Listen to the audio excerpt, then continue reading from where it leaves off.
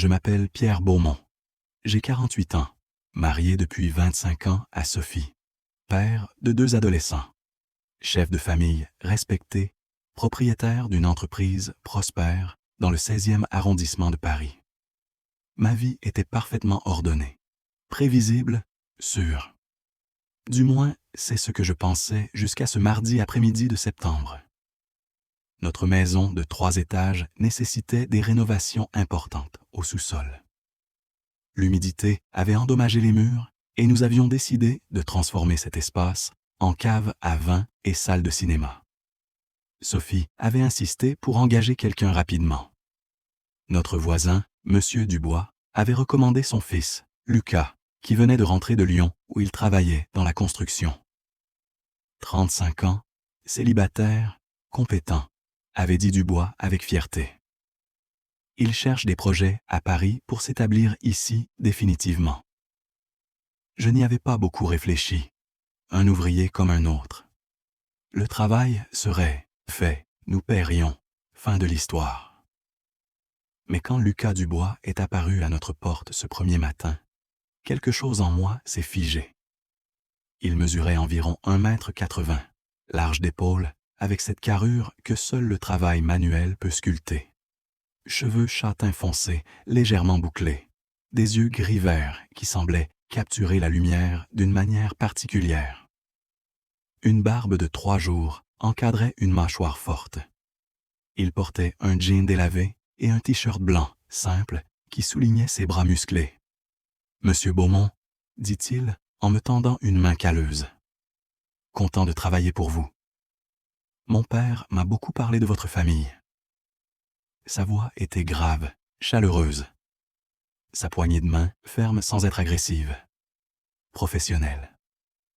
Je sentis une chaleur étrange monter dans ma poitrine, un picotement dans ma paume, là où sa peau avait touché la mienne. « Bienvenue, Lucas, » répondis-je en retirant ma main, peut-être trop rapidement. « Ma femme vous montrera le sous-sol. Nous aimerions que le travail soit terminé d'ici 6 semaines. » « Pas de problème, » dit-il avec un sourire facile. « Je commence immédiatement si vous êtes d'accord. » Sophie le conduisit au sous-sol pendant que je montais dans mon bureau au 2e étage. J'avais des dossiers à réviser, des appels à passer. Mais je me surpris à écouter les bruits provenant d'en bas. Le son de ses pas, le raclement d'outils, sa voix occasionnelle parlant au téléphone. Qu'est-ce qui m'arrivait? J'essayais de me concentrer sur mon travail, mais mon esprit revenait sans cesse à ce moment où nos mains s'étaient touchées, à la façon dont ses yeux m'avaient regardé, direct et ouvert. Les premiers jours, je l'évitais autant que possible. Je partais tôt au bureau, rentrais tard. Quand j'étais à la maison, je restais à l'étage, enfermé dans mon bureau ou dans notre chambre. Sophie remarqua mon comportement étrange. « Tu te sens bien? » demanda-t-elle un soir, pendant le dîner. « Tu sembles distrait ces derniers temps. » « C'est le travail, » mentis-je facilement. La fusion avec la compagnie de Lyon me stresse plus que prévu. Elle posa sa main sur la mienne, un geste conjugal familier que nous avions répété 1000 fois. « Tu travailles trop, chérie. Tu devrais prendre une pause. »« Peut-être, » murmurai-je, me sentant coupable d'une faute que je n'avais même pas encore commise. Mais je ne pouvais pas m'empêcher de penser à lui. Lucas Dubois, l'ouvrier au sous-sol. Quelque chose en lui m'attirait d'une manière que je ne comprenais pas, que je refusais de comprendre. La première semaine, je réussis à maintenir ma distance. Puis vint ce vendredi soir. Sophie avait emmené les enfants chez sa mère pour le week-end. J'étais seul à la maison avec Lucas qui travaillait en bas, finissant des réparations électriques. J'entendais le bruit de sa perceuse, ses pas mesurés, le murmure occasionnel d'une chanson qu'il fredonnait en travaillant. Je tentais de lire, de regarder la télévision, de me concentrer sur n'importe quoi d'autre. Mais mon esprit revenait constamment à lui. Finalement, vers 20 h, je descendis.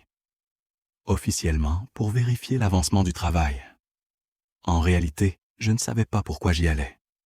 Une force invisible me tirait vers le sous-sol. L'escalier en bois craqua sous mes pieds alors que je descendais. L'odeur de sueur fraîche et de peinture emplissait l'air. Au bas des marches, je le vis. Lucas était agenouillé devant un mur, torse nu, une fine couche de sueur brillant sur sa peau. Ses muscles bougeaient avec précision, alors qu'il vissait des panneaux au mur. Une radio portable jouait doucement du jazz quelque part dans le coin. Il se retourna en m'entendant, s'essuyant le front avec son avant-bras. Un sourire surpris illumina son visage. « Monsieur Beaumont, » dit-il en se levant. « Désolé, je ne vous avais pas entendu descendre. Je voulais finir cette section avant de partir ce soir. »« Prenez votre temps, » répondis-je, ma voix étrangement rauque. Je voulais juste voir comment ça avançait. Il s'approcha, indiquant les murs fraîchement installés. La transformation était impressionnante. L'espace humide et sombre devenait quelque chose de chaleureux, d'accueillant. J'ai installé une isolation supplémentaire ici, expliqua-t-il, son doigt traçant une ligne le long du mur. Ça aidera à maintenir la température stable pour votre cave à vin.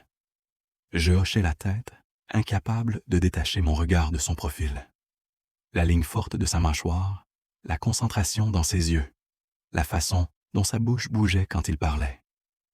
C'est du bon travail, parvins-je à dire, vraiment impressionnant. Il se tourna vers moi, nos regards se rencontrant. Quelque chose passa entre nous dans ce moment. Quelque chose d'électrique, d'innommable. L'air sembla devenir plus épais, plus chaud. « Merci, » dit-il doucement. « J'aime ce que je fais. » Créer quelque chose de beau, à partir de rien. Le silence s'installa, tendu et chargé. J'aurais dû partir, remonter, mettre de la distance entre nous. Mais mes pieds semblaient cloués au sol. « Vous voulez un café ?» demandai-je soudain, surpris par ma propre question. « Ou de l'eau ?»« Vous devez être fatigué. » Un sourire lent se dessina sur ses lèvres. « Un café serait parfait, monsieur Beaumont. »« Appelez-moi Pierre, » dis-je impulsivement. « Nous allons travailler ensemble pendant des semaines. »« Pas besoin de tant de formalités. »« D'accord, Pierre, » répéta-t-il, mon prénom sonnant différent dans sa bouche. « Merci pour le café. » Je montai à la cuisine, mes mains légèrement tremblantes, alors que je préparais 2 tasses. Qu'est-ce que je faisais? Sophie m'avait laissé seule pour un week-end paisible, et j'invitais l'ouvrier à prendre un café. Mais quand je redescendis avec les 2 tasses fumantes, Lucas avait remis son t-shirt. Une partie de moi ressentit une déception irrationnelle. Nous nous assîmes sur 2 caisses retournées qu'il utilisait comme siège improvisé. Le café était trop chaud, mais je bus quand même, ayant besoin de quelque chose à faire avec mes mains. « Alors, » dit-il après un moment, « vous êtes dans les affaires, c'est ça? » Mon père dit que vous êtes très respecté dans le quartier. « Import-export, » répondis-je. Pas aussi passionnant que transformer des sous-sols. Il rit, un son profond qui résonna dans ma poitrine. Chacun trouve sa passion où il peut. Moi, c'est le travail manuel, créé avec mes mains. Et vous? Demandai-je, curieux malgré moi. Pourquoi êtes-vous revenu de Lyon? Son expression devint plus sérieuse. Il regarda sa tasse, tournant le liquide sombre. Disons que j'avais besoin d'un nouveau départ, répondit-il finalement. Parfois, on doit laisser certaines choses derrière soi pour avancer. Je compris qu'il ne voulait pas en dire plus. Nous restâmes assis en silence, buvant notre café, l'air chargé de questions non posées. « Vous êtes marié depuis longtemps ?» demanda-t-il soudain. « 25 ans, » répondis-je automatiquement. « 2 enfants, 16 et 14 ans. »« Ça doit être bien, » dit-il avec une note étrange dans la voix. « Une vie stable, une famille, tout planifié. »« Ça l'est, » affirmai-je, mais les mots sonnaient creux même à mes propres oreilles. « C'est une bonne vie. » Il me regarda alors. Vraiment me regarda, comme s'il voyait à travers les années de façade que j'avais construites. « Mais êtes-vous heureux, Pierre ?» La question me frappa comme un coup de poing. Personne ne m'avait demandé ça depuis des années. Tout le monde supposait que ma vie parfaite égalait le bonheur parfait. « Commençai-je, puis m'arrêtait. Je ne savais pas comment répondre. « Désolé, » dit Lucas en secouant la tête. « Ce n'est pas mes affaires. C'est juste que parfois, je reconnais quelque chose dans les yeux des gens. Une sorte de recherche. » Mon cœur battait trop vite. Je me levai brusquement, renversant presque ma tasse. « Il se fait tard, » dis-je. « Vous devriez probablement rentrer. Long week-end devant nous. » Il se leva aussi, plus lentement, ses yeux ne quittant jamais mon visage. « Ouais, vous avez raison. Bonne soirée, Pierre. » Je remontai rapidement, mon cœur martelant dans ma poitrine. J'entendis ses pas monter derrière moi, puis la porte d'entrée se fermer doucement. Seul, dans la maison silencieuse, je m'appuyais contre le mur, les yeux fermés. « Mais êtes-vous heureux, Pierre ?» La question résonnait dans ma tête, refusant de partir. Dites-moi dans les commentaires de quelle ville vous écoutez cette histoire. J'adore savoir d'où viennent mes auditeurs. Et si vous appréciez jusqu'à maintenant, donnez une note de 0 à 10 dans les commentaires. Le week-end passa dans un brouillard étrange. Je ne pouvais pas arrêter de penser à cette conversation, à la façon dont Lucas m'avait regardé, à la question qu'il avait posée. Lundi matin, je me réveillais, déterminé à reprendre le contrôle. C'était ridicule. J'étais un homme marié, père de famille, pilier de la communauté. Je ne pouvais pas, je ne voulais pas. Quoi exactement? Je refusais même de formuler la pensée complètement. Sophie et les enfants rentrèrent dimanche soir, ramenant avec eux le bruit et la routine familière. Dîner en famille, devoirs à vérifier, conversations sur l'école et les projets futurs. Ma vie normale, confortable, prévisible. Mais en bas, Lucas travaillait. J'entendais ses mouvements à travers les planchers, un rappel constant de sa présence. Je m'inventais des excuses pour descendre. Vérifier l'avancement, discuter des matériaux, apporter de l'eau ou du café. Chaque visite était une torture douce. Nous parlions de travail, de projets, de détails techniques. Mais sous chaque conversation coulait ce courant électrique, cette conscience aiguë l'un de l'autre. Il commençait à faire plus frais en octobre. Un matin, je descendis avec un café et le trouvai installant le système de chauffage. Il portait un pull gris qui soulignait la largeur de ses épaules. « Ça se refroidit », commentai-je inutilement en lui tendant la tasse. « Oui », dit-il en acceptant le café avec un sourire reconnaissant. « Mais j'aime l'automne. Il y a quelque chose d'honnête dans cette saison. Les choses se montrent telles qu'elles sont vraiment. » Nos doigts se touchèrent brièvement quand il prit la tasse. Ce simple contact envoya une décharge le long de mon bras. Nos yeux se rencontrèrent et je vis qu'il l'avait senti aussi. « Pierre », commença-t-il doucement, puis s'arrêta. « Quoi ?» demandai-je, ma voix à peine un murmure. Il secoua la tête. « Rien. Merci pour le café. » Mais quelque chose avait changé. L'air entre nous était différent, chargé de possibilités non exprimées. Les jours passèrent. Mon comportement devint plus erratique. Je trouvais des raisons de rester à la maison quand Sophie sortait. Je descendais au sous-sol plus fréquemment, parfois sans aucune excuse valable. Un jeudi après-midi, Sophie avait emmené les enfants à leurs activités. La maison était silencieuse sauf pour les sons du travail de Lucas. Je me retrouvais encore une fois à descendre les escaliers, mon cœur battant trop vite. Il était debout sur une échelle, installant des luminaires au plafond. Ses bras levés tendaient le tissu de son t-shirt. « Besoin d'aide ?» demandai-je. Il me regarda, surpris. « Ce serait bien, oui. Pouvez-vous me passer cet outil là-bas ?» Je m'approchai, lui tendant la clé qu'il indiquait. Nos mains se touchèrent à nouveau, et cette fois, ni l'un ni l'autre ne retira immédiatement. « Pierre » dit-il doucement, descendant de l'échelle pour se tenir devant moi. « Nous devons parler de ce qui se passe ici. » « Je ne sais pas de quoi vous parlez, » mentis-je faiblement. « Si, vous savez, » répliqua-t-il gentiment. « Je le vois dans vos yeux chaque fois que vous descendez. Je le sens dans l'air, entre nous. Mon cœur battait si fort que j'étais certain qu'il pouvait l'entendre. Je suis marié, dis-je, comme si ces mots pouvaient servir de barrière contre ce que je ressentais. Je sais, dit Lucas, et je ne suis pas ici pour compliquer votre vie. Mais je dois savoir si c'est seulement moi qui ressens cette connexion. Je fermai les yeux, ma dernière défense s'effritant. Non, murmurai-je.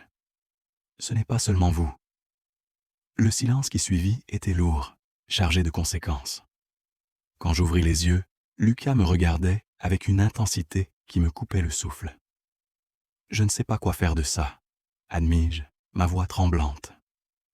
J'ai 48 ans. J'ai une femme, des enfants, une vie entière construite sur des certitudes. Et maintenant, vous vous posez des questions, termina-t-il doucement. Sur qui vous êtes vraiment? Sur ce que vous voulez vraiment? Les larmes me montèrent aux yeux, embarrassantes et inattendues. Toute ma vie, j'ai suivi règles, dis-je, et j'ai fait ce qu'on attendait de moi. Je n'ai jamais... Il posa sa main sur mon épaule, un geste simple de réconfort. Vous n'avez pas à décider quoi que ce soit maintenant, Pierre. Mais vous méritez d'être honnête avec vous-même. Je ne peux pas, dis-je, ma voix se brisant. Je ne peux pas détruire ma famille. Je ne vous demande pas de le faire, assura Lucas. Je vous demande juste de ne pas nier ce que vous ressentez, de ne pas vous mentir à vous-même. À l'étage, j'entendis la porte d'entrée s'ouvrir. Sophie était rentrée avec les enfants. Le moment se brisa, la réalité s'imposant avec force. Je dois y aller, dis-je en reculant. Lucas hocha la tête, compréhensif. Bien sûr. Je montai les escaliers, mes jambes tremblantes, mon esprit en chaos. En haut, je trouvai Sophie dans la cuisine, rangeant les courses. « Chérie, tu es à la maison tôt, » dit-elle en m'embrassant sur la joue. « Comment s'est passée ta journée? » Bien, mentis-je encore une fois. Juste bien. Cette nuit-là, allongé à côté de Sophie endormie, je fixais le plafond. 25 ans de mariage. 2 enfants merveilleux. Une vie que beaucoup m'enviaient. Et pourtant, pour la première fois, je me posais vraiment la question que Lucas avait posée. Étais-je heureux? Je n'avais pas de réponse. Les jours suivants furent une torture délicate. J'évitais Lucas autant que possible, mais quand nous nous croisions, l'air entre nous vibrait, de tout ce qui restait non dit. Sophie remarqua mon humeur changeante. « Tu es sûr que tout va bien? » demanda-t-elle un soir. « Tu sembles tellement distant ces derniers temps. » C'est juste le stress du travail. Mentis-je encore, chaque mensonge creusant plus profondément le gouffre que je sentais s'ouvrir en moi. « Peut-être devrions-nous partir en week-end » suggéra-t-elle. « Juste nous deux, comme avant les enfants. » L'idée aurait dû me réjouir. Mais tout ce que je ressentais était une panique sourde. « Oui, peut-être » dis-je sans conviction. Le projet de sous-sol approchait de sa fin. Encore 2 semaines, peut-être 3, et Lucas partirait. Cette pensée me remplissait d'un mélange de soulagement et de désespoir. Un samedi matin, Sophie emmena les enfants à un match de football. Je restai à la maison, prétextant du travail à finir. En réalité, je savais que Lucas serait là, travaillant sur les finitions du projet. Je descendis le trouver, installant les dernières étagères pour la future cave à vin. Il leva les yeux à mon arrivée, son expression prudente. « Bonjour Pierre », dit-il simplement. Je m'appuyai contre le mur, regardant ses mains habiles travailler le bois. « Combien de temps encore ?» demandai-je. « Pour le projet ? 1 semaine et demie, peut-être. Ensuite, tout sera terminé. »« Terminé », répétai-je, le mot ayant un poids étrange. Il posa ses outils et se tourna vers moi. « À moins que vous ne vouliez que je reste. » Mon cœur fit un bond. Pourquoi faire? Pour être honnête sur ce que nous ressentons tous les deux, dit-il directement. Pour explorer cette connexion sans se mentir. Je secouai la tête, la panique montant. Je ne peux pas. Ma famille. Je ne parle pas de détruire votre famille, interrompit Lucas. Je parle de vous donner l'espace pour comprendre qui vous êtes, ce que vous voulez vraiment. Et si je ne veux rien changer, argumentai-je faiblement. Alors je partirai et vous ne me reverrez jamais, promit-il. Mais au moins vous saurez. Vous n'aurez pas passé le reste de votre vie à vous demander « et si ?» Ces mots résonnèrent en moi. Combien de nuits m'étais-je déjà réveillé, me demandant exactement cela? Combien de fois m'étais-je surpris à imaginer une vie différente? Je ne sais même pas par où commencer, admis-je finalement. Lucas s'approcha, s'arrêtant à quelques pas de moi. « Par l'honnêteté, » dit-il simplement. « Dites-moi ce que vous ressentez. Juste ça. Rien de plus. » Je pris une grande respiration. « J'ai peur, » dis-je, ma voix tremblante. « J'ai peur de ce que je ressens quand je vous vois. De la façon dont mon cœur s'accélère quand j'entends votre voix. J'ai peur parce que je ne me suis jamais senti comme ça. Et je ne sais pas ce que cela signifie pour qui je suis, pour ce que j'ai construit. » Des larmes coulaient maintenant librement sur mes joues. Toute ma vie, j'ai été Pierre Beaumont. Le mari parfait, le père parfait, l'homme d'affaires respecté. Et maintenant, je ne sais plus qui je suis. Lucas ne dit rien. Il ferma simplement la distance entre nous et m'enveloppa dans une étreinte. Pas romantique, pas sexuelle, juste réconfortante. Humaine. Je m'effondrais contre lui, toutes mes défenses tombant. Ses bras étaient solides autour de moi, son cœur battant régulièrement contre ma joue. « Vous êtes toujours Pierre Beaumont », murmura-t-il dans mes cheveux. Mais peut-être que Pierre Beaumont est plus complexe que vous ne le pensiez. Peut-être qu'il y a des parties de vous que vous n'avez jamais eu la permission d'explorer. Nous restâmes ainsi pendant plusieurs minutes, et dans cette étreinte silencieuse, quelque chose en moi se dénoua. Une tension que je portais depuis si longtemps que j'avais oublié qu'elle était là. Quand nous nous séparâmes finalement, je me sentais vidé mais étrangement soulagé. « Merci », dis-je en essuyant mes yeux. « Pourquoi ? Pour me permettre d'être honnête, même si ce n'est qu'avec moi-même. » Il sourit, ce sourire doux et incompréhensif que j'en étais venu à connaître. « C'est déjà un grand pas, Pierre. » Les jours qui suivirent furent différents. Je n'évitais plus Lucas. Au contraire, nous parlions. Vraiment parlions. De nos vies, de nos peurs, de nos rêves. Il me raconta sa propre histoire, comment il avait lutté pendant des années avec son identité avant de finalement s'accepter. Je n'ai jamais, commençai-je un après-midi, alors que nous buvions du café dans le sous-sol presque terminé. Je n'ai jamais pensé à moi comme gay, termina Lucas doucement. Vous n'avez pas à vous étiqueter, Pierre. L'identité est fluide. Peut-être que vous aimez les femmes, peut-être que vous aimez les hommes, peut-être les deux. Ou peut-être que c'est juste moi, spécifiquement, qui touche quelque chose en vous. L'idée était libératrice. Je n'avais pas à redéfinir toute ma vie, juste à reconnaître ce que je ressentais maintenant, dans ce moment. Mais ma famille, dis-je, revenant toujours à cette préoccupation centrale, je ne peux pas leur faire de mal. Et vous faire du mal à vous-même est acceptable ? Demanda Lucas gentiment. Vivre dans le déni pour le reste de votre vie ? Je ne sais pas, admis-je. Je ne sais vraiment pas. Le projet touchait à sa fin. Le sous-sol était magnifique, transformé en un espace élégant avec cave à vin et salle de projection. Sophie était ravie du résultat. « C'est parfait », dit-elle à Lucas lors de l'inspection finale. « Vous avez fait un travail extraordinaire. »« Merci, Madame Beaumont », répondit-il professionnellement. « Ce fut un plaisir de travailler ici. » Nos yeux se rencontrèrent brièvement par-dessus sa tête. Dans ce regard, tant de choses passèrent. Reconnaissance, regret, possibilité.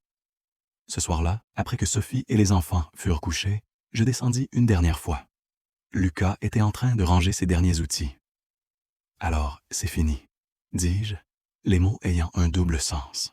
« Le projet, oui, » répondit-il. « Mais nous, Ça dépend de vous, Pierre. Il s'approcha, s'arrêtant juste devant moi. Je pars demain, mais je serai à Paris. Si vous voulez me voir, parler, juste comprendre ce que vous ressentez, je serai là. Il sortit un morceau de papier de sa poche. Mon numéro. Appelez-moi si vous voulez. Ou ne m'appelez pas. La décision vous appartient. Je pris le papier, mes doigts tremblants. Et si je ne sais pas ce que je veux? Alors prenez le temps de le découvrir, dit-il simplement. Mais soyez honnête avec vous-même dans le processus. C'est tout ce que je demande. Il se pencha, et pour un instant, je pensais qu'il allait m'embrasser.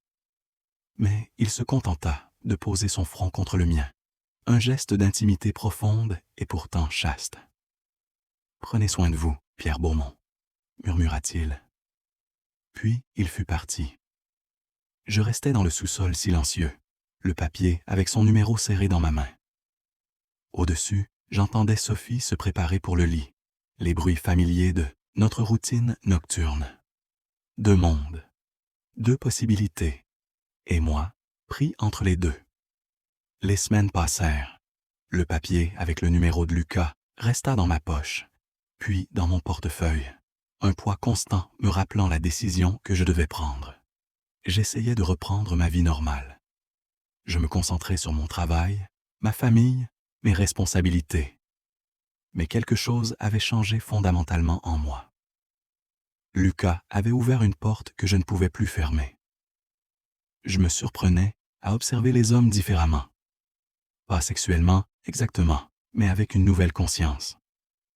Je remarquais des choses que je n'avais jamais remarquées auparavant. La ligne d'une mâchoire, la force des mains, le son d'un rire profond.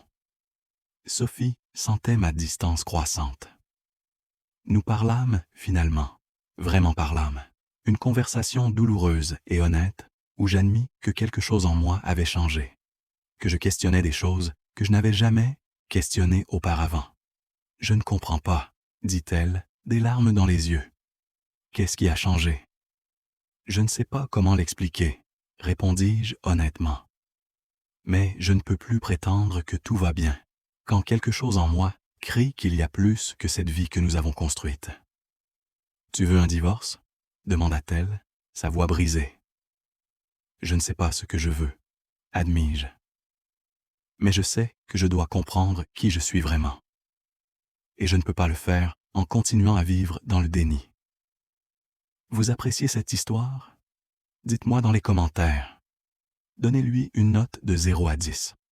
Votre feedback est vraiment important pour moi. Les mois qui suivirent furent les plus difficiles de ma vie.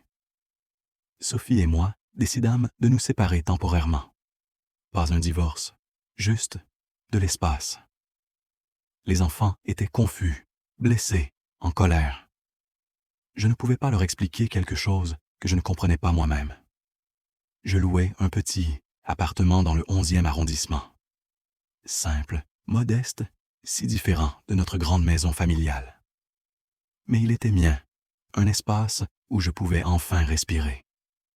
Un soir, après 3 mois de solitude et de réflexion intense, je sortis le papier froissé de mon portefeuille. Le numéro de Lucas, presque effacé maintenant par le temps et les manipulations. Mes doigts tremblaient alors que je composais le numéro. Allô? Sa voix, après tout ce temps, envoya une vague de soulagement et de terreur à travers moi. Lucas, c'est Pierre. Un silence, puis, doucement, Pierre, j'espérais que vous appelleriez. Je suis désolé que cela ait pris si longtemps, dis-je. J'avais besoin de temps pour comprendre. Vous n'avez pas à vous excuser, m'interrompit-il. Vous prenez le temps dont vous avez besoin. J'aimerais vous voir, dis-je, les mots sortant dans un souffle. Si vous êtes toujours intéressé à parler. Je serai ravi, répondit-il simplement. Où et quand? Nous rencontrâmes dans un petit café près du canal Saint-Martin. Quand je le vis assis à une table près de la fenêtre, mon cœur fit ce saut familier. Il se leva quand je m'approchai, son sourire chaleureux et accueillant. « Pierre, dit-il, et quelque chose dans la façon dont il prononçait mon nom me fit sentir vu d'une manière que je n'avais jamais connue. Nous parlâmes pendant des heures. Je lui racontai tout. La séparation, la douleur de mes enfants, ma lutte pour comprendre qui j'étais après 48 ans de vivre selon les attentes des autres. Il écouta, vraiment écouta, sans jugement, sans essayer de me dire quoi faire. Je ne sais toujours pas ce que je suis, admis-je finalement. Gay, bisexuel, juste confus. Je ne sais pas. Vous n'avez pas besoin de savoir maintenant, dit Lucas. Peut-être que vous ne saurez jamais avec certitude. Et c'est acceptable. Mais comment puis-je avancer si je ne sais même pas qui je suis? Il prit ma main à travers la table, le premier contact physique depuis cette nuit dans le sous-sol. Le toucher envoya cette électricité familière à travers moi. Vous avancez en vivant honnêtement, dit-il, en vous permettant de ressentir ce que vous ressentez sans honte, en explorant qui vous êtes, sans vous forcer à entrer dans des catégories prédéfinies. Et nous? Demandai-je doucement. Qu'est-ce que c'est entre nous? Il réfléchit un moment. C'est ce que vous voulez que ce soit, Pierre. Une amitié. Quelque chose de plus. Ou peut-être juste un catalyseur qui vous a aidé à vous découvrir vous-même. Je veux plus, dis-je, surpris par ma propre certitude. Je ne sais pas exactement ce que cela signifie ou où cela mènera. Mais je sais que quand je suis avec vous, je me sens plus authentique que je ne l'ai jamais été. Son sourire illumina son visage. C'est un bon point de départ. Nous commençâmes à nous voir régulièrement. Pas cachés, mais privés. Des cafés, des promenades le long de la Seine, des dîners tranquilles dans des restaurants discrets. Nous parlions de tout, de nos peurs, de nos espoirs, de nos passés compliqués. Lentement, délicatement, nous explorions ce qui existait entre nous. Un baiser doux, une nuit sous les étoiles. Sa main dans la mienne alors que nous marchions. L'intimité croissante de partager nos vulnérabilités. Ce n'était pas facile. Ma famille me manquait terriblement. Les enfants refusaient de me voir pendant des semaines. Sophie oscillait entre colère et tristesse. Je portais la culpabilité de leur douleur comme un poids constant. Mais pour la première fois de ma vie, j'étais honnête. Avec eux, avec moi-même, avec le monde. Un jour, ma fille aînée, Amélie, accepta de me rencontrer. 16 ans, furieuse et blessée, elle s'assit en face de moi dans un café avec les bras croisés. « Je ne comprends pas, papa, » dit-elle, des larmes dans les yeux. « Comment peux-tu nous faire ça? Comment peux-tu détruire notre famille? » Je pris ses mains, même quand elle essaya de les retirer. « Ma chérie, » dis-je, ma propre voix brisée. « Je ne veux pas détruire quoi que ce soit, mais je ne peux plus vivre un mensonge. » « Quel mensonge? Tu nous aimais pas? »« Maman, je vous aime plus que tout au monde, » insistai-je. Rien de cela ne change. Mais j'ai passé toute ma vie à être la personne que tout le monde attendait que je sois. Et j'ai réalisé que je ne savais même pas qui j'étais vraiment. « Alors tu es gay maintenant? » demanda-t-elle brutalement. « Je ne sais pas exactement ce que je suis, » admis-je honnêtement. Mais j'ai rencontré quelqu'un qui m'a aidé à voir que je pouvais être plus honnête sur qui je suis. « Lucas, » dit-elle, crachant presque le nom. « Oui, Lucas. Il est important pour moi. Mais toi, ton frère, ta mère, vous êtes tout pour moi. Rien ne change cela. » Elle pleura alors, et je la serrai dans mes bras comme je le faisais quand elle était petite. « Ça fait tellement mal, papa, » sanglota-t-elle. « Je sais, ma chérie. Je suis tellement désolé de vous faire du mal à tous. Mais je promets que je serai toujours ton père. Toujours. » Ça prit du temps. Beaucoup de temps. Mais lentement, avec patience et honnêteté, je reconstruisis ma relation avec mes enfants. Pas comme avant, peut-être jamais comme avant, mais quelque chose de nouveau, fondé sur la vérité plutôt que sur les apparences. Sophie et moi parlâmes aussi, vraiment parlâmes, pour la première fois en années. Elle était blessée, furieuse, mais aussi, étrangement, compréhensive. Je savais que quelque chose n'allait pas, admit-elle une nuit pendant une de nos discussions difficiles sur notre avenir. Pendant des années, j'ai senti cette distance en toi. Je pensais juste que c'était la vie, le mariage, le temps. Je suis désolé, dis-je, et je le pensais vraiment. Tu méritais mieux. Tu mérites mieux. Nous méritons tous d'être heureux, Pierre, répondit-elle tristement. Même toi. Nous décidâmes finalement de divorcer. Pas avec amertume, mais avec une tristesse douce et une reconnaissance que nous avions fait de notre mieux avec ce que nous savions à l'époque. Lucas resta patient à travers tout cela. Il ne demandait rien, ne poussait rien. Il était juste là, une présence constante et réconfortante, alors que je naviguais dans les eaux turbulentes de ma transformation. 1 an après notre première rencontre dans le sous-sol, nous étions ensemble dans son petit atelier. Il travaillait sur un projet de restauration de meubles anciens, ses mains habiles sculptant le bois avec amour. Je le regardais, émerveillé par la paix que je ressentais simplement en étant près de lui. « Tu es heureux ?» demanda-t-il sans lever les yeux de son travail, un écho de la question qu'il m'avait posée il y a si longtemps. Cette fois, je n'hésitais pas. « Oui, dis-je simplement. Je suis heureux. » Il leva les yeux, son sourire illuminant son visage. « Bien, c'est tout ce que je voulais pour toi. » La vie n'était pas parfaite. Mes enfants luttaient encore avec la nouvelle réalité. Sophie et moi naviguions maladroitement dans notre nouvelle relation en tant qu'ex-époux et coparents. Mon entreprise perdit quelques clients quand la nouvelle de ma vie privée se répandit. Mais j'étais libre. Libre d'être honnête. Libre d'explorer qui j'étais vraiment. Libre d'aimer sans honte. Lucas et moi construisions quelque chose ensemble. Pas la romance foudroyante des films. Quelque chose de plus réel, fondé sur l'honnêteté mutuelle, le respect et une compréhension profonde des luttes de l'autre. Certains jours étaient difficiles. Des jours où je doutais de tout, où la culpabilité me submergeait, où je me demandais si j'avais fait la bonne chose.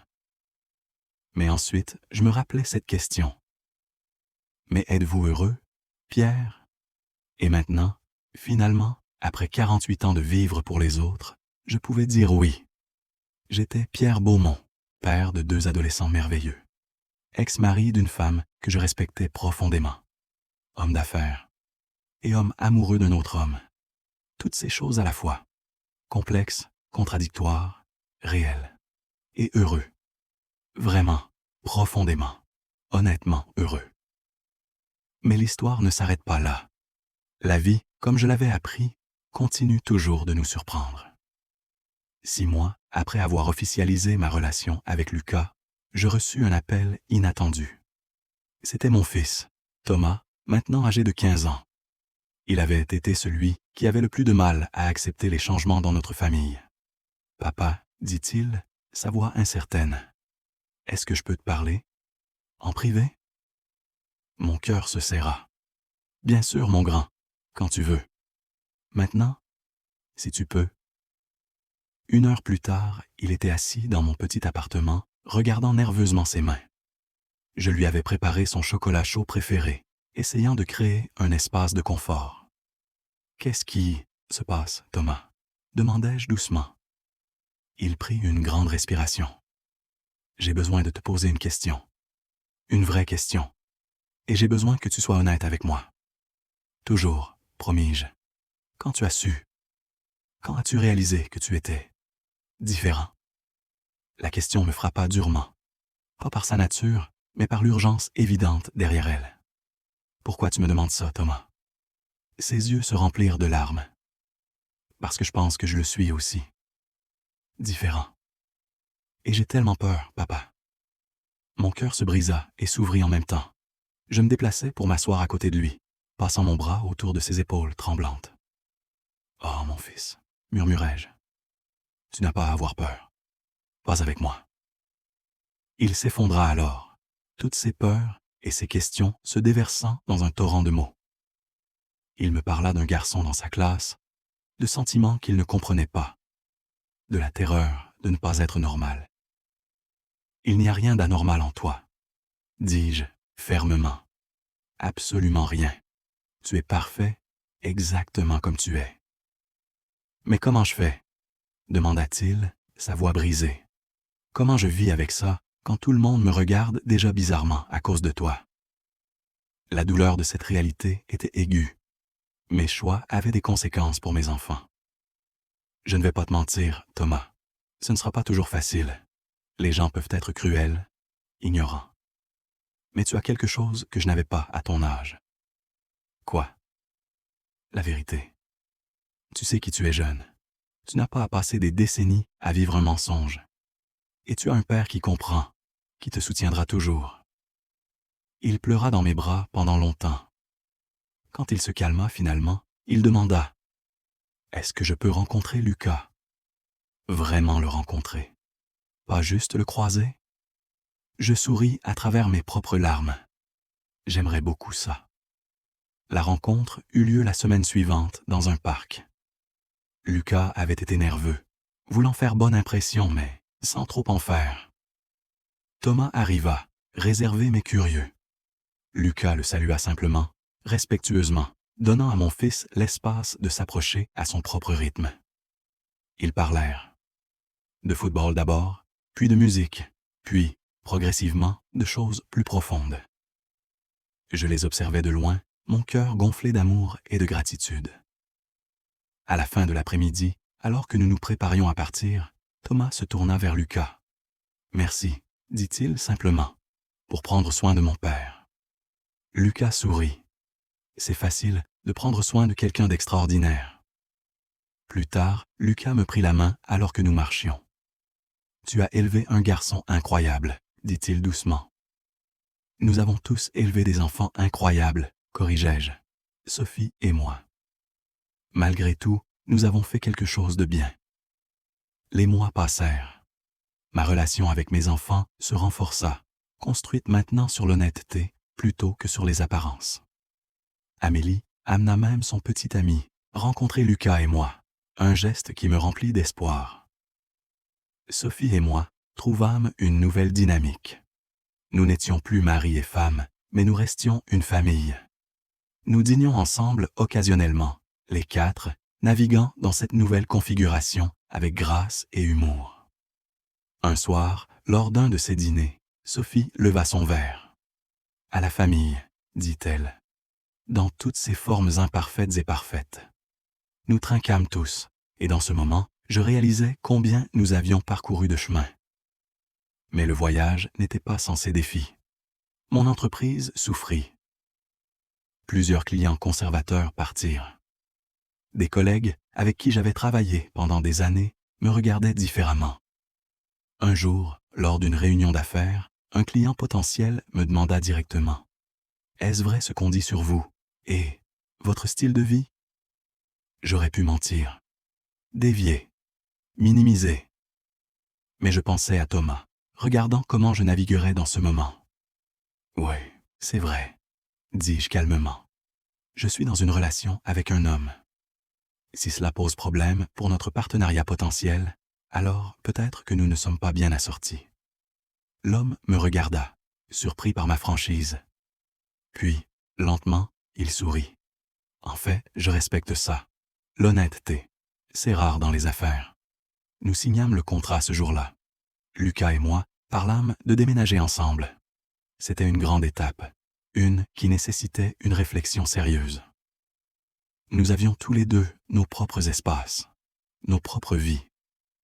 Mais un soir, alors que nous étions assis sur son balcon, regardant le soleil se coucher sur Paris, je réalisais que je voulais ça. Je voulais m'endormir à côté de lui, chaque nuit, et me réveiller à côté de lui, chaque matin. « Vivons ensemble », dis-je impulsivement. Il se tourna vers moi, surpris. « Tu es sûr? »« Je suis sûr de toi, » répondis-je. « Je suis sûr de nous. Le reste, on le découvrira en chemin. » Nous trouvâmes un appartement dans le Marais, un espace qui était à nous deux. Le déménagement fut chaotique, rempli de rires et de discussions sur où mettre quel meuble. Les enfants vinrent nous aider. Même Thomas, qui semblait plus léger maintenant, plus à l'aise avec lui-même. Il avait rejoint un groupe de soutien pour jeunes LGBTQ+, trouvant sa propre communauté. Un soir, après que tout fut déballé, nous organisâmes un dîner de pendaison de crémaillère. Sophie vint, amenant un gâteau qu'elle avait fait elle-même. Mes enfants étaient là. Quelques amis proches qui nous avaient soutenus à travers tout. Je regardais autour de la table cette collection improbable de personnes, cette famille recomposée et redéfinie, et je me sentis submergé de gratitude. Lucas attrapa ma main sous la table, pressant doucement. Je le regardais et vis tout l'amour et la compréhension dans ses yeux. Plus tard, quand tout le monde fut parti et que nous étions seuls dans notre nouvel espace, il me prit dans ses bras. « Je t'aime, Pierre Beaumont, » murmura-t-il. « Tout de toi, ton courage, ta vulnérabilité, ta capacité à grandir et à changer. Je t'aime aussi, dis-je, les mots se sentant vrais et profonds. Tu m'as aidé à me trouver moi-même.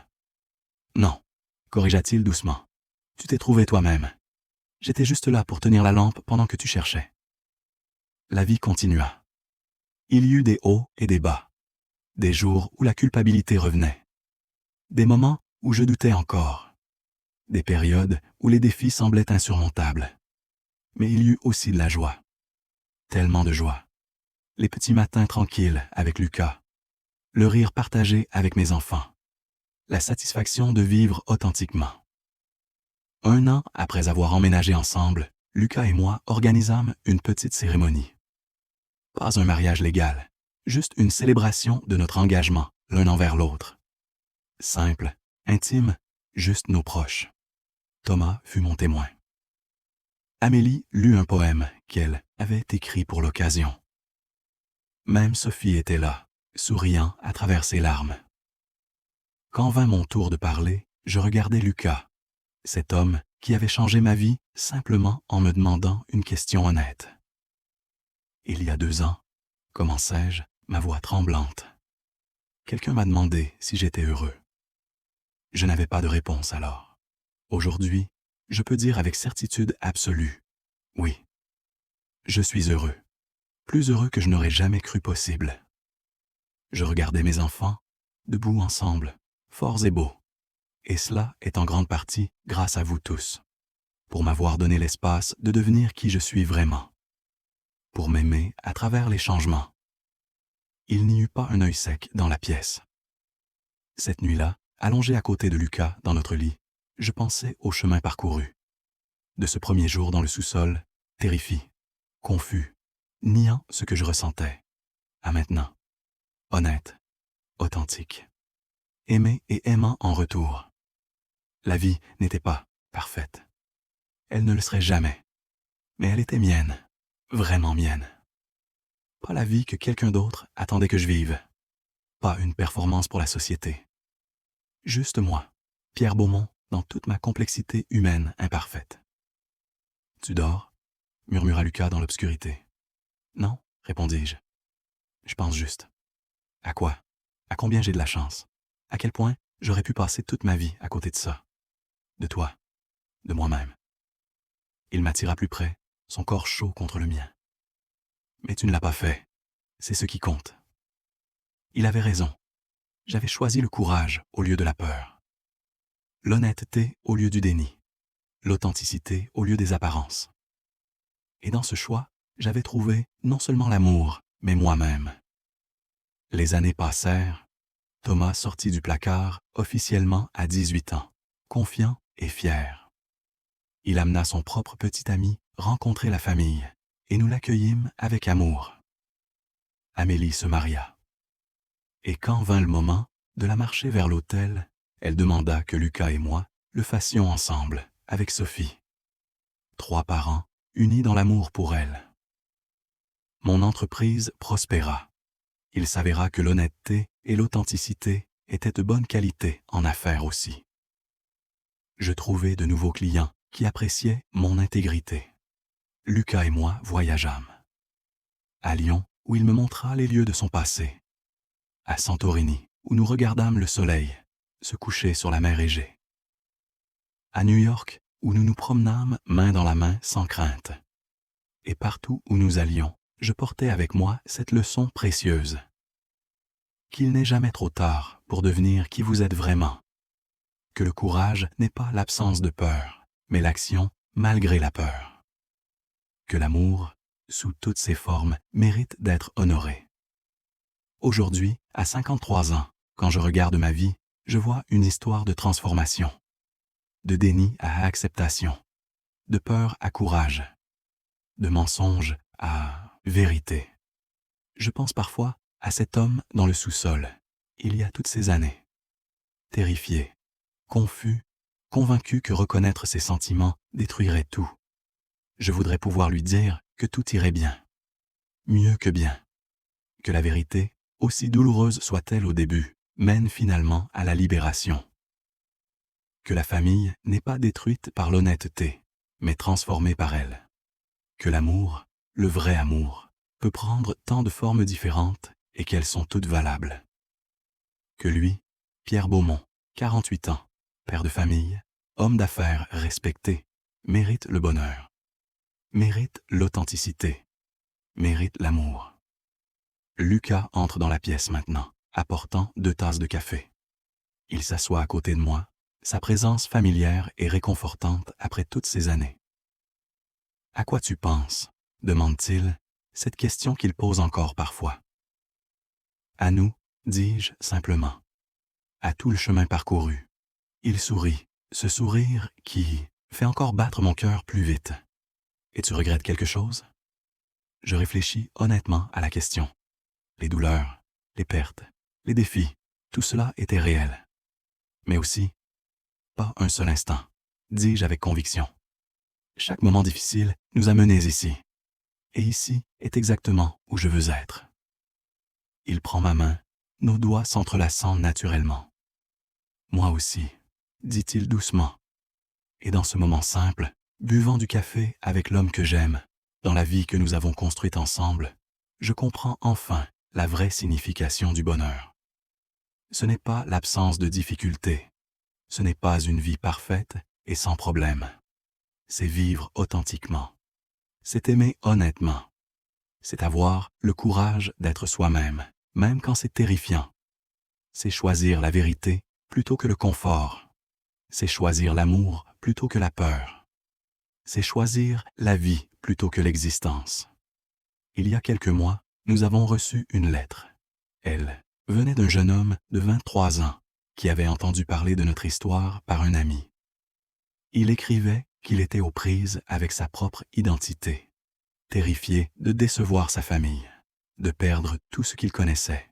« Puis-je vous rencontrer ?» demandait-il. « Juste pour parler avec quelqu'un qui comprend ?» Lucas et moi l'avons invité à déjeuner. Gabriel, c'était son nom, arriva nerveux, ses mains tremblant légèrement quand il nous salua. En l'écoutant parler de ses peurs, je me reconnaissais. Ce même conflit interne, cette même terreur de l'inconnu, cette même conviction qu'être honnête signifierait perdre tout. « Je vais vous dire quelque chose, » dis-je finalement. Quelque chose que j'aurais aimé qu'on me dise quand j'avais votre âge. Vivre dans le déni ne protège personne. Pas votre famille. Certainement pas vous. Mais comment je sais si je fais le bon choix ? Demanda-t-il, des larmes dans les yeux. Lucas se pencha en avant. Il n'y a pas de bon choix, universel Gabriel. Il y a seulement votre vérité. Et vivre votre vérité est toujours le bon choix, même quand c'est le plus difficile. Mais ma famille, votre famille vous aime, dis-je, et l'amour véritable survit à la vérité. Il est transformé par elle, certainement, mais il survit. Et ce qui ne survit pas, ce n'était pas vraiment de l'amour au départ. Gabriel revint nous voir plusieurs fois au cours des mois suivants. Nous le regardâmes trouver son courage, avoir des conversations difficiles, faire face à des réactions mitigées de sa famille. Puis, un jour, il arriva avec un jeune homme à ses côtés. « Mon petit ami, Antoine », nous présenta-t-il, son sourire radieux et libre. Dans ce moment, je vis le cycle continuer, la lutte, le courage, la transformation. Et je réalisais que notre histoire, aussi personnelle qu'elle soit, faisait partie de quelque chose de plus grand. Combien d'autres Pierre Beaumont y avait-il là-bas? Prisonnier de vie qu'il n'avait jamais vraiment choisi. Terrifié de ce que signifierait être honnête. Convaincu qu'il était trop tard pour changer. Je voulais leur dire, à tous, que ce n'est jamais trop tard, que le courage se trouve dans les moments les plus sombres, que la famille et l'amour peuvent survivre et même prospérer dans la vérité. C'est pour cela que j'ai décidé de partager notre histoire publiquement. Pas pour la gloire, pas pour l'attention, mais pour que quelqu'un, quelque part, puisse l'entendre et reconnaître sa propre vérité. Quand j'ai dit à Lucas mon intention, il a hésité. « Es-tu sûr, Pierre? Notre vie privée sera exposée. Les gens auront des opinions. »« Je suis sûr, » répondis-je.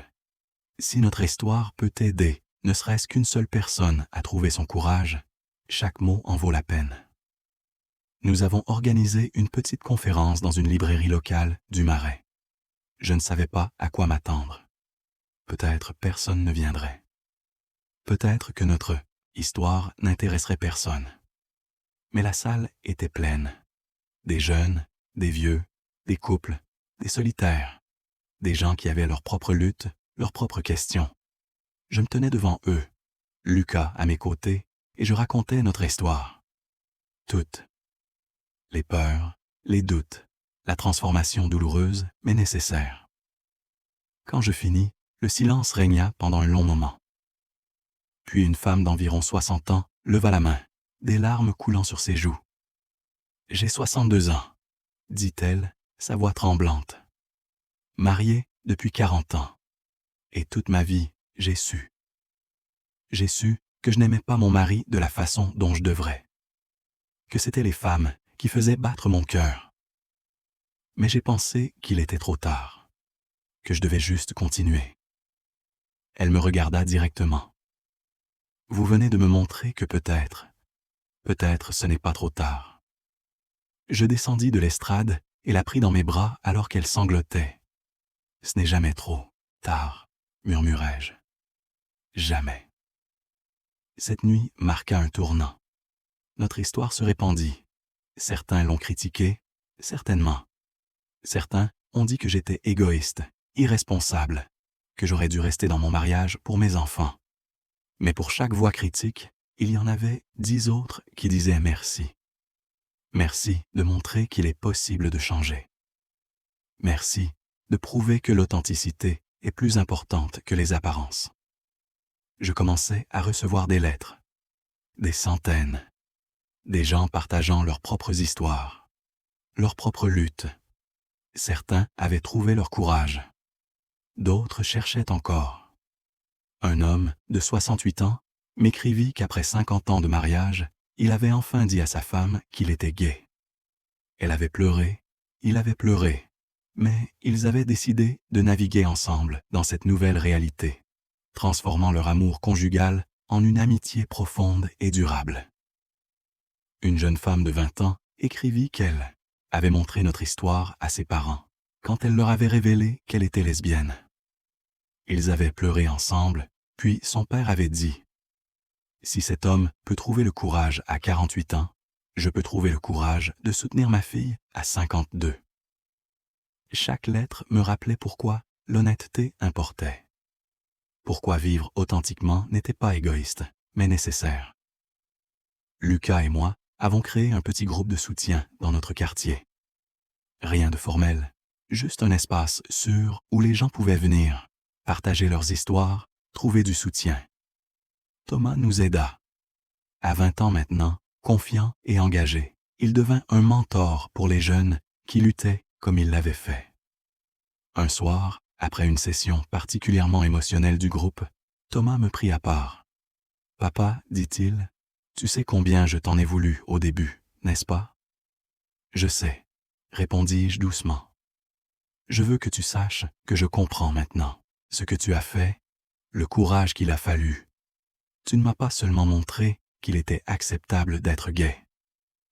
Tu m'as montré qu'il était acceptable d'être moi-même, peu importe ce que cela signifiait. » Il me serra dans ses bras, Et dans cette étreinte, toute la douleur des premières années sembla valoir la peine. Même Amélie, qui avait eu ses propres luttes avec les changements, vint me voir un jour avec une confession surprenante. « J'étais tellement en colère contre toi, papa, » dit-elle, « mais en regardant comment tu as navigué dans tout cela, comment tu as choisi l'honnêteté, même quand c'était terrifiant, cela m'a donné le courage de quitter une relation qui ne me rendait pas heureuse. Je ne savais pas que tu n'étais pas heureuse, dis-je, préoccupé. Je ne le savais pas non plus, admit-elle, mais tu m'as montré que le confort n'est pas le bonheur, que nous méritons tous de vivre authentiquement. Sophie aussi trouva son propre chemin. Elle commença à sortir à nouveau, rencontra finalement quelqu'un qui la traitait avec la gentillesse et l'attention qu'elle méritait toujours. Nous dînons encore ensemble parfois, les deux couples. Une configuration qui aurait semblé impossible il y a des années, mais qui se sent maintenant naturelle et joyeuse. Un soir, Sophie leva son verre lors d'un de ses dîners. « À Pierre, dit-elle, surprenant tout le monde. Pour avoir eu le courage de briser notre vie parfaite, en apparence, afin que nous puissions tous trouver quelque chose de réel. Je ne sais pas quoi dire, murmurai-je, ému. Dis merci, suggéra-t-elle avec un sourire. Et sache que je t'ai pardonné il y a longtemps, que je te respecte pour ton courage, et que je suis heureuse, vraiment heureuse, pour la première fois en années.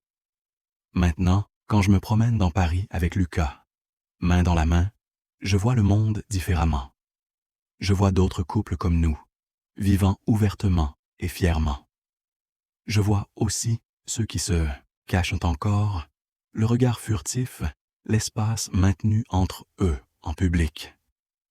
Et mon cœur se serre pour eux, parce que je me souviens de cette peur. Je me souviens de croire que l'amour devait être caché, que l'authenticité était trop dangereuse. Mais je sais aussi qu'ils trouveront leur chemin. Certains plus tôt, certains plus tard.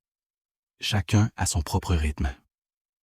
L'important est que les histoires comme la nôtre existent, que les gens sachent qu'il est possible, que le changement, aussi terrifiant soit-il, peut mener à quelque chose de beau. Je suis Pierre Beaumont, j'ai 53 ans. Je suis père, grand-père maintenant, ex-mari et ami, homme d'affaires et partenaire de vie de Lucas Dubois. Toutes ces identités coexistent en moi, complexes, parfois contradictoires, toujours évoluant. Et pour la première fois de ma vie, je suis complètement, totalement, honnêtement moi-même. Ma vie n'est pas parfaite. Certains jours sont difficiles. Certains jours, je doute encore. Certains jours, le poids de mes choix semble écrasant. Mais je ne retournerai jamais en arrière. Jamais vers cette vie de mensonges confortable. Jamais vers cette existence où je ne me connaissais même pas moi-même. Parce que maintenant, quand je me regarde dans le miroir, je reconnais la personne qui me regarde. Pas l'image que j'avais construite pour les autres. Pas le rôle que j'avais appris à jouer si parfaitement. Mais moi. Juste moi. Imparfait, complexe, authentique. Et quand Lucas me prend dans ses bras le soir, quand mes enfants m'appellent juste pour parler, quand un inconnu me remercie d'avoir partagé mon histoire, je sais que chaque moment difficile en valait la peine. Parce qu'au final, la seule chose qui compte vraiment est que nous vivions notre vérité, que nous aimions honnêtement, que nous ayons le courage d'être nous-mêmes, même quand le monde nous dit de nous conformer. Et oui, pour répondre à cette question posée il y a si longtemps, dans un sous-sol, par un homme qui voyait plus clairement que moi. Je suis heureux. Profondément, totalement, authentiquement heureux. Et c'est tout ce qui compte vraiment. Alors, qu'avez-vous pensé de l'histoire de Pierre? Avez-vous été touché par son voyage vers l'authenticité? Son courage vous a-t-il inspiré? Mettez votre note de 0 à 10 dans les commentaires. Et dites-moi ce qui vous a le plus marqué dans cette histoire. Était-ce le courage de Pierre? Sa relation avec ses enfants? L'amour avec Lucas? Ou peut-être la transformation de toute sa famille? Connaissez-vous quelqu'un qui pourrait bénéficier d'entendre cette histoire? Partagez-la. Parce que parfois, savoir que quelqu'un d'autre a traversé la tempête et trouvé le bonheur de l'autre côté peut faire toute la différence. N'oubliez pas de vous abonner à la chaîne et d'activer la cloche pour ne manquer aucune de nos prochaines histoires. Chaque histoire que je raconte vient du cœur et votre soutien signifie tout pour moi. Vos commentaires, vos notes, vos partages, tout cela m'encourage à continuer à raconter des histoires qui, je l'espère, touchent vos cœurs et peut-être changent des vies. Merci d'avoir écouté jusqu'au bout. Merci d'avoir accompagné Pierre dans ce voyage difficile mais magnifique vers la vérité et l'amour. Merci d'être là, de l'autre côté de cet écran, en train d'écouter, de comprendre, de compatir. À très bientôt pour une nouvelle heure d'histoire. Prenez soin de vous, prenez soin de ceux que vous aimez. Et souvenez-vous toujours, il n'est jamais trop tard pour vivre authentiquement. Il n'est jamais trop tard pour choisir l'amour. Il n'est jamais trop tard pour être vraiment vous-même. Que votre vie soit remplie d'amour, de courage et d'authenticité. Abonnez-vous, likez, commentez et à très bientôt. Au revoir et merci. Alors, qu'avez-vous pensé de l'histoire de Pierre? Avez-vous été touché par son voyage vers l'authenticité? Mettez votre note de 0 à 10 dans les commentaires. Et dites-moi ce qui vous a le plus marqué dans cette histoire. Était-ce le courage de Pierre? Sa relation avec ses enfants? L'amour avec Lucas? N'oubliez pas de vous abonner à la chaîne et d'activer la cloche pour ne manquer aucune de nos prochaines histoires.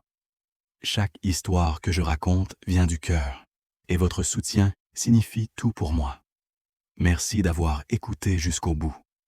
Merci d'avoir accompagné Pierre dans ce voyage difficile mais magnifique vers la vérité et l'amour. À très bientôt pour une nouvelle histoire. Prenez soin de vous et souvenez-vous, il n'est jamais trop tard pour vivre authentiquement. Abonnez-vous, likez et à bientôt.